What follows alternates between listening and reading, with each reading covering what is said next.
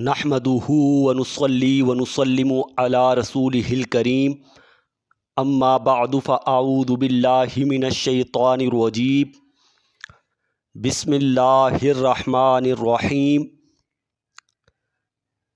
ہم نے بہار شریعت حصہ اول کے درس کا آغاز کیا تھا۔ آج ہمارا چوتھا درس ہے۔ عقائد متعلقہ ذات و صفات الہی کا بیان چل رہا ہے۔ عقیدہ نمبر 12 سے آج بیان کیا جائے گا۔ عقیدہ نمبر 12 اور 13 میں جو عقیدے بیان کیے گئے ہیں انہیں پہلے خلاصتاً سمجھ لیجئے۔ دو لفظ آئیں گے، ایک ہے ممکن، دوسرا محال۔ ممکن جو موجود ہو سکے، محال جو موجود نہ ہو سکے۔ ممکن جو موجود ہو سکے، محال جو موجود نہ ہو سکے۔ ہمارا عقیدہ ہے کہ اللہ تبارک و تعالی ہر ممکن پر قادر ہے، محال پر قادر نہیں۔ تو ہم نے بتا دیا ممکن کیا؟ جو موجود ہو سکے۔ محال کیا؟ جو موجود نہ ہو سکے۔ تو اللہ تعالیٰ ممکن پر قادر ہے، محال پر قادر نہیں۔ تو دیکھیے 20 ٹانگوں والی بھینس، 15 منہ والی گائیں، یہ موجود ہو سکتی ہے، ممکن ہے، اللہ اس پر قادر ہے۔ لیکن اللہ اپنے جیسا ایک اور خدا بنائے، یہ محال ہے، اللہ اس پر قادر نہیں، کیونکہ اللہ جیسا ایک اور خدا موجود نہیں ہو سکتا۔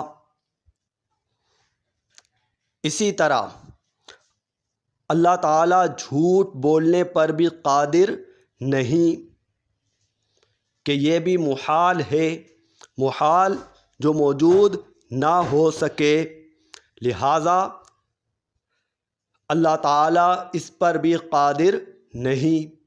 خلاصہ کلام یہ ہوا کہ اللہ تبارک و تعالی ہر ممکن پر قادر ہے، محال پر قادر نہیں، محال پر قادر نہیں۔ محال کسے کہتے ہیں؟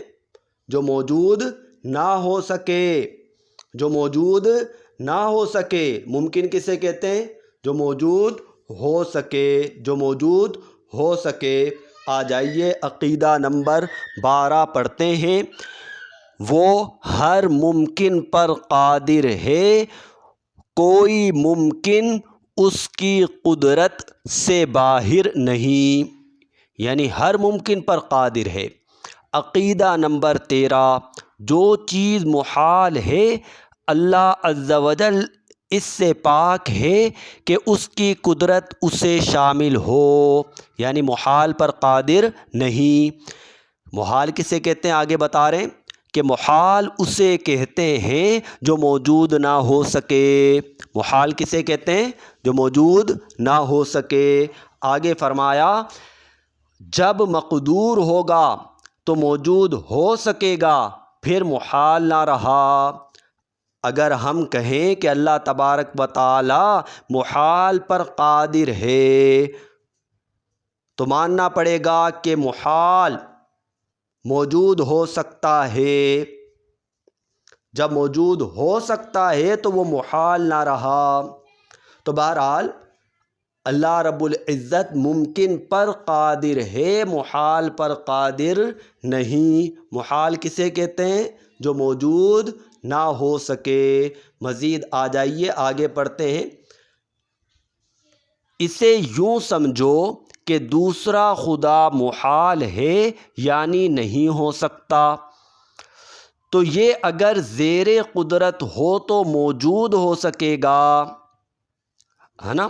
دوسرا خدا محال ہے، یعنی نہیں ہو سکتا۔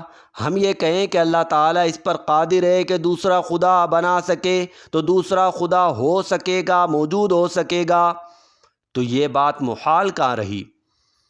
اور اس کو محال نہ ماننا وحدانیت کا انکار ہے، یعنی اس کو محال نہ ماننا کہ اللہ تبارک و تعالی دوسرا خدا نہیں بنا سکتا، یہ محال ہے، یہ موجود نہیں ہو سکتا۔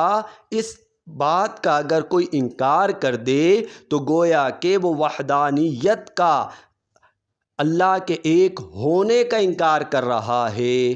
آ جائیے آگے پڑھتے ہیں۔ یوں ہی فنائے باری محال ہے، اللہ رب العزت کا فنا ہو جانا محال ہے، اگر تحت قدرت ہو تو ممکن ہوگی، اور جس کی فنا ممکن ہو وہ خدا نہیں، تو ثابت ہوا محال پر قدرت ماننا اللہ عز و جل کی الوہیت سے ہی انکار کرنا ہے۔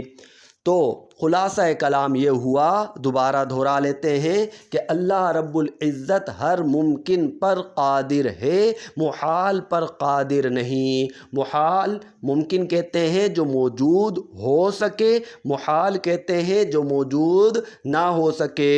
جو موجود نہیں ہو سکتا وہ محال ہے، اور اللہ رب العزت محال پر قادر نہیں، اپنے جیسا ایک اور خدا بنا لے اس پر قادر نہیں۔ آ جائیے آگے پڑھتے ہیں عقیدہ نمبر 14۔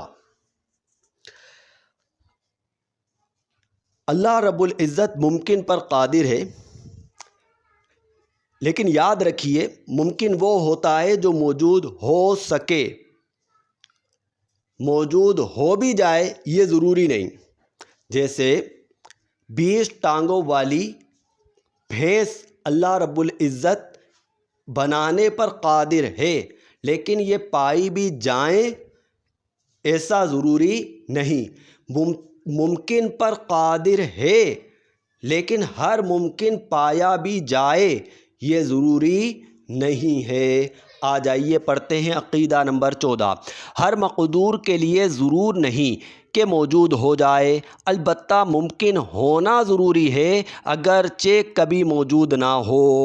یعنی مقدور یعنی جس پر اللہ رب العزت قادر ہے، ضروری نہیں کہ وہ موجود بھی ہو جائے۔ آگے چلتے ہیں عقیدہ نمبر 15۔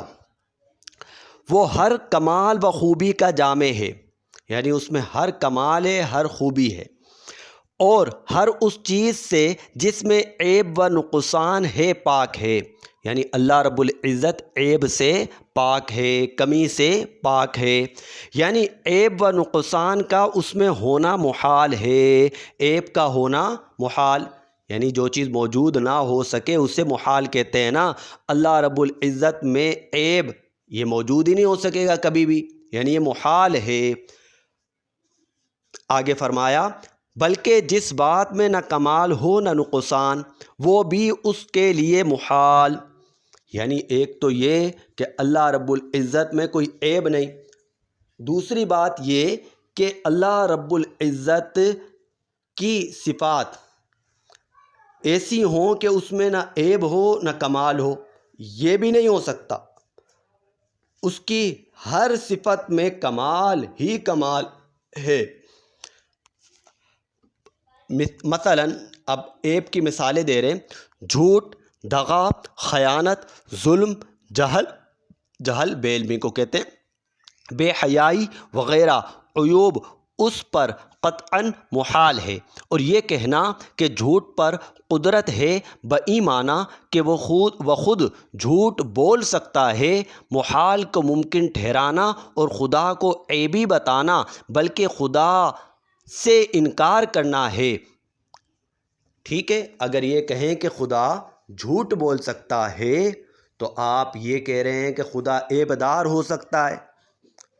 اللہ اکبر، ہم نے یہی تو کہا یہ باتیں اللہ رب العزت کے لیے محال ہیں، یہ ان چیزوں کا وجود نہیں ہو سکتا، محال اسے کہتے ہیں نا جو موجود نہ ہو سکے۔ اب ایک سوال پیدا ہوتا ہے کہ اللہ تبارک و تعالیٰ کے بارے میں یہ کہا جا رہا ہے کہ اللہ رب العزت کے لیے یہ چیزیں محال ہیں، ان پر اللہ تعالیٰ قادر نہیں ہے، تو کیا یہ اللہ رب العزت کے لیے نقص ہے؟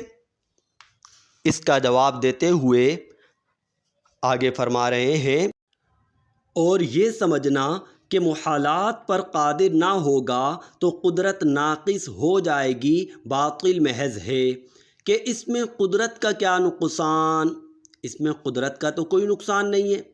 آپ یہ کہیں کہ اللہ تعالیٰ محالات پر قادر نہیں تو اس کی قدرت کا نقصان ہو گیا، تو فرما رہے ہیں اس میں قدرت کا کیا نقصان؟ نقصان تو اس محال کا ہے کہ تعلق قدرت کی اس میں صلاحیت نہیں، نقصان تو اس محال کا ہے، اس نقصان اور کمی تو اس محال میں ہے کہ وہ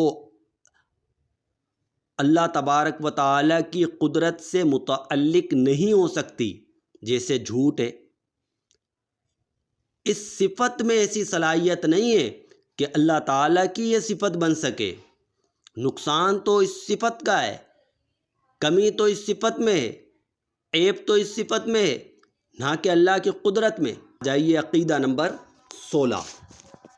حیات، قدرت، سننا، دیکھنا، کلام، علم، ارادہ اس کی صفات ذاتیہ ہیں، یعنی یہ اس کی صفات ہیں، لیکن فرمایا مگر کان، آنکھ، زبان سے اس کا سننا، دیکھنا، کلام کرنا نہیں، کہ یہ سب اجسام ہیں اور اجسام سے وہ پاک ہے۔ یعنی اللہ تعالیٰ دیکھتا ہے لیکن وہ آنکھ کا محتاج نہیں، اللہ تعالیٰ سنتا ہے لیکن کان کا محتاج نہیں، یعنی اس کے کان نہیں ہیں، اس کی آنکھ نہیں ہے، کیونکہ یہ تو جسم کا حصے ہیں، اور اللہ تبارک و تعالیٰ جسم سے پاک ہے، اللہ تعالیٰ جسم سے پاک ہے، اللہ تعالیٰ جسم سے پاک ہے۔ ہر پست سے پست آواز کو سنتا ہے، ہر باریک سے باریک کو کہ خوردبین سے محسوس نہ ہو، خوردبین سے محسوس نہ ہو وہ دیکھتا ہے، بلکہ اس کا دیکھنا اور سننا انہی چیزوں پر منحصر نہیں، ہر موجود کو دیکھتا ہے اور ہر موجود کو سنتا ہے، یعنی ہر موجود کو وہ دیکھتا بھی ہے اور ہر موجود کو وہ سنتا بھی ہے۔ وآخر دعوانا ان الحمد للہ رب العالمین۔ اگر کوئی سوال پوچھنا چاہیں تو آپ میسج کر کے سوال پوچھ سکتے ہیں۔